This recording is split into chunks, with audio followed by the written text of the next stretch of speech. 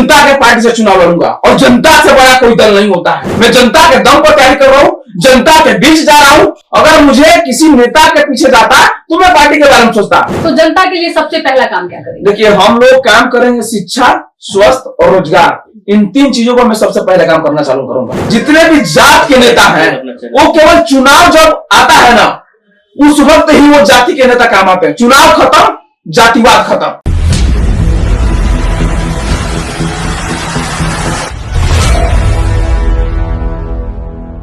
नमस्कार, आप देख रहे हैं संक्षिप्त। मैं हूं आपके साथ अमृता पांडे।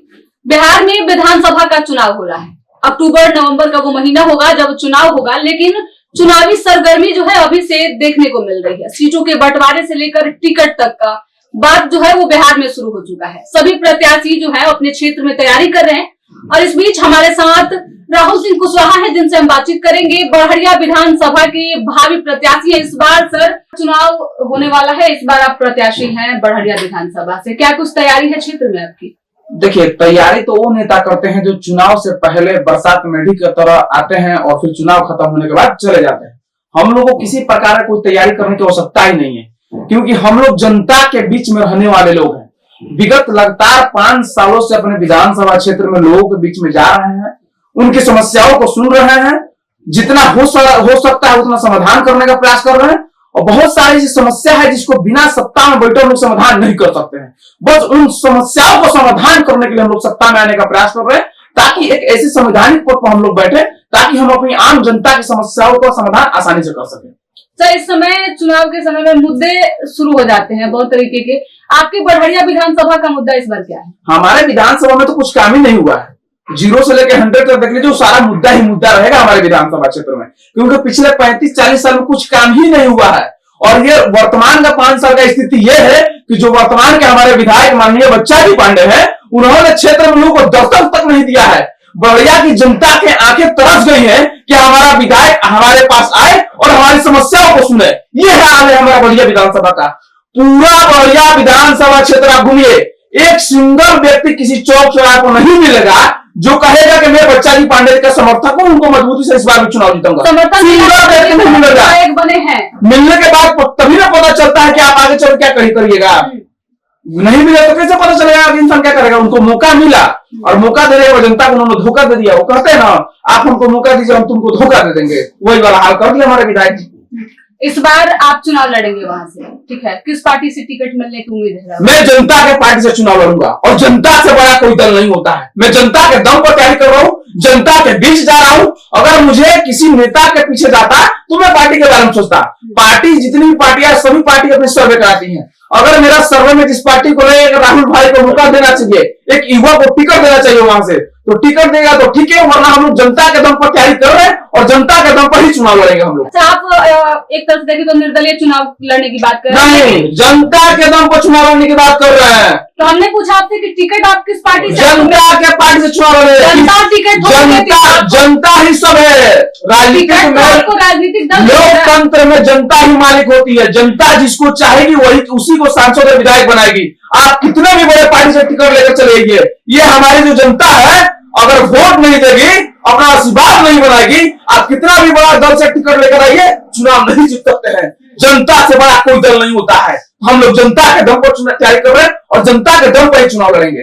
वहां से अभी देखा जा रहा है कि जातिगत समीकरण के हिसाब से राजद के विधायक हैं और वो गढ़ जो है वो राजद और जदयू का रहा है। पहले जदयू के विधायक रह चुके, लेकिन आपकी जाति का वर्चस्व वहां पे देखने को नहीं मिलता है। हालांकि बहुत दिन पहले कुशवाहा समाज के एक विधायक वहां पे रह चुके हैं, लेकिन बीच का जो समय है इसमें आपको आपकी जाति के लोगों का पकड़ इस क्षेत्र में नहीं। देखिए, मैं जातिवाद क्या आप इस समय में जो है वो अपनी जाति को लोगों में भरोसा दिला पाएंगे? क्योंकि बिहार में चुनाव जाति के दम पे नहीं, क्या होता है नहीं होता है मुझे डज नॉट मैटर। मैं लोगों के बीच में जा रहा हूँ, बस सिंपल से एक ही बात कर रहा हूँ। जितने भी जात के नेता हैं वो केवल चुनाव जब आता है ना, उस वक्त ही वो जाति के नेता काम आते हैं। चुनाव खत्म, जातिवाद खत्म।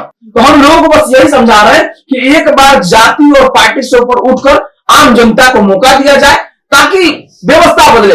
वर्तमान का जो स्थिति हमारे बिहार का आप कह रही है, जाति के नाम पर वोट दिया जा रहा है ना, क्या हो जा रहा है जाति के नाम पर वोट देने के लिए? दिक्कत इस बात से नहीं कि हर किसी जात के नेता है। बिहार में हर एक जात के नेता है। दिक्कत इस बात से बिल्कुल नहीं है। दिक्कत इस बात से है कि हर एक जात के लोग परेशान है, किस जाति के लोग परेशान नहीं है। पटना में जब छात्रों पर लाठियां बरसाया जा, किस जाति के छात्र है। पटना में जब किसानों पर लाठियां बरसाया जा, किस जाति का किसान है। जाति कुछ नहीं है, जाति बस वोट दीजिए, जात खत्म हो जाता है। तो लोगों से बस यही विनती है, एक बार जाति और पार्टी से ऊपर उठकर वोट दीजिए, निश्चित रूप से बिहार बदलेगा, आपका क्षेत्र बदलेगा। मतलब इस बार वहाँ की जनता जो है आप पे भरोसा जताएगी, उम्मीद है हर हाल में जताएगी, क्योंकि वहाँ देखा जाता है कि आप सुबह से लेकर शाम तक पिछले कई सालों से अपने क्षेत्र में मेहनत कर रहे हैं और जनता के बीच में जाते हैं। हालांकि वहां तक अभी तक हमने नहीं देखा है कि कोई प्रत्याशी या फिर कोई भावी विधायक जो है वो लोगों के बीच जा। देखिए, हम जब क्षेत्र में घूमते हैं ना, हम मोटरसाइकिल से विधानसभा के एक गांव घूमे हुए हैं। और एक बार हम जब क्षेत्र में जा रहे थे तो एक भैंस चला रहा था व्यक्ति, उस व्यक्ति ने कहा कि राहुल बाबू मजदूरी बाव ना चला। उसका कहने का मतलब है कि आप मेहनत कीजिए, मेहनत आपका व्यर्थ नहीं जाएगा। उस चीज को हमने गांठ बांध लिया और उसी के बातों पर असर करके हम जिंदगी के हर कोने पर लड़ने के लिए तैयार रहते हैं और मजबूती से अपने क्षेत्र के एक एक गांव में एक एक घर जा रहे हैं और लोगों से मिल रहे हैं, उनकी समस्याओं को सुन रहे हैं, उनकी सुन रहे हैं, अपनी कह रहे हैं और लोगों को जगाने का प्रयास कर रहे हैं। और हमारा विधानसभा जो है इस बार नेताहीन हो चुका है, समझिए कि विधवा हो चुका है हमारा विधानसभा, नेता है ही नहीं हमारे विधानसभा में। तो बड़िया की जनता मूड बना चुकी है और इस बार निश्चित रूप से बदलाव होना तय है। अच्छा, एक नई पार्टी भी है जनसुराज, प्रशांत किशोर जी ने अभी भी पार्टी बनाई है, तो क्या जनसुराज से अगर टिकट मिलता है तो राहुल सिंह वहां से चुनाव लड़ेंगे? देखिए, जनसुराज की जहां तक बात है वो तो हम किसी भी दल से चुनाव लड़े ना, पहले अपने जनता से राय लेंगे। जब टिकट, अभी तो टिकट मिल नहीं रहा, जब टिकट लेने का बारी आएगा उस बात हम अपनी जनता से पूछेंगे, जनता मेरी राय देगी, जनता मेरी सहमत होगी, मेरे लोग मेरे सहमत होंगे तो मैं निश्चित रूप से लड़ूंगा।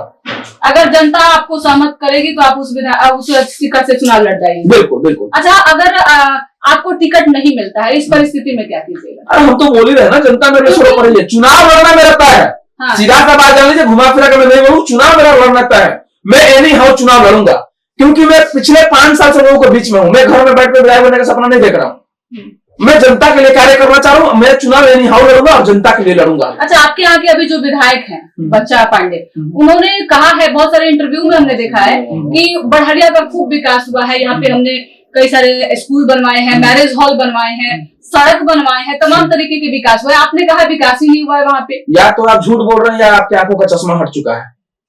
हमने तो आज तक विधायक जी का इंटरव्यू कहीं नहीं देखा। बिल्कुल, बहुत सारे विधायक तो बोलना तक ढंग से नहीं आता है। आज तक सदन में देखे हैं विधायक का काम इंटरव्यू देना है कि सदन में जाकर बोलना है कोई विधायक भैया का जो जाकर सदन में आवाज उठाता हो। हमें इंटरव्यू देने वाला विधायक नहीं चाहिए, हमारी भैया को, जनता को सदन में जाकर आवाज उठाने वाला नेता चाहिए, जो सदन में गरजे तो जाकर हमारे विधानसभा में काम हुआ है मेरे विधानसभा कुछ काम।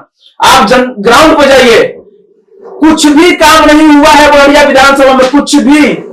उन्होंने जितना अपने मैनिफेस्टो में जारी किया था, मैनिफेस्टो उठा के देखिए उनका, उस मैनिफेस्टो में अगर एक भी काम हुआ होगा तो राहुल भाई चुनाव नहीं लड़ेंगे। ये मैं बहुत बड़ी बात बोल रहा हूँ। चलिए, एक और अंतिम सवाल कि अगर राहुल भाई यहाँ से चुनाव लड़ते हैं और जीत जाते हैं तो जनता के लिए सबसे पहला काम क्या करेंगे? देखिए, हम लोग काम करेंगे शिक्षा, स्वास्थ्य और रोजगार, इन 3 चीजों पर मैं सबसे पहले काम करना चालू करूंगा। हमारे यहाँ एक बहुत सुप्रसिद्ध मंदिर है, यमुनागढ़ देवी मंदिर। हम लोग सबसे पहले उसको पर्यटन स्थल में तब्दील कराने का काम करेंगे, जिसका फायदा ये होगा डायरेक्ट और इनडायरेक्ट रूप से कम 1000 युवाओं को वहां से रोजगार मिलेगा। उप स्वास्थ्य केंद्र के हमारे यहाँ स्थिति ये 40 पंचायत है, 40 पंचायत में से मतलब कि मुश्किल से 5 पंचायत में ठीक से चलता होगा, 10 पंचायत में है ही नहीं। बाकी के जो पंचायत बचे उस पंचायत में उप जो स्वास्थ्य केंद्र है उसमें गाय और भैंस बांधा जाता है। जब आप ग्राउंड पर निकलिएगा ना तब आपको पता चलेगा, गाय और भैंस बांधा जाता है उस उप स्वास्थ्य केंद्र में। ये स्थिति है, उसको हम लोग सुचारू रूप से करवाने का काम करेंगे। और शिक्षा के क्षेत्र में जितने भी सरकारी स्कूल हैं उनमें हम लोग हर एक साल अलग से अपने तरफ से एग्जाम करवाकर जो बच्चे उसमें पास होंगे उनको डिग्री तक पढ़ाने के लिए हमारी टीम काम करेगी। डिग्री तक पढ़ाने के लिए आपकी टीम करेगी? बिल्कुल। चलिए, हमारे साथ राहुल सिंह कुशवाहा थे, बढ़हरिया विधानसभा से इस बार चुनाव लड़ने वाले हैं, पूरी तैयारी है इनकी। आमतौर पे अगर आप उस क्षेत्र में जाइएगा तो दिख जाएगा कि राहुल भाई जो है वो जनता के बीच में रहते हैं, जनता से बातचीत करते हैं, इनकी अच्छी पकड़ बन गई है। हालांकि बढ़हरिया विधानसभा जो है वहां से आमतौर पे राजद और जदयू का ये गढ़ रहा है, यहाँ पे ये लोग चुनावी मैदान में रहते हैं। इस बार जो है वो कुशवाहा समाज का एक लड़का जो है वो चुनावी मैदान में होगा। देखना दिलचस्प होगा कि ये चुनाव जो है वो कितना कारगर होता है? क्या राहुल सिंह कुशवाहा जो है वो बढ़िया की जनता के दिल पे राज करेंगे या फिर क्या कुछ और होने वाला है? कमेंट करके अपनी प्रतिक्रिया जरूर दीजिएगा। फिलहाल इस रिपोर्ट में इतना ही। धन्यवाद।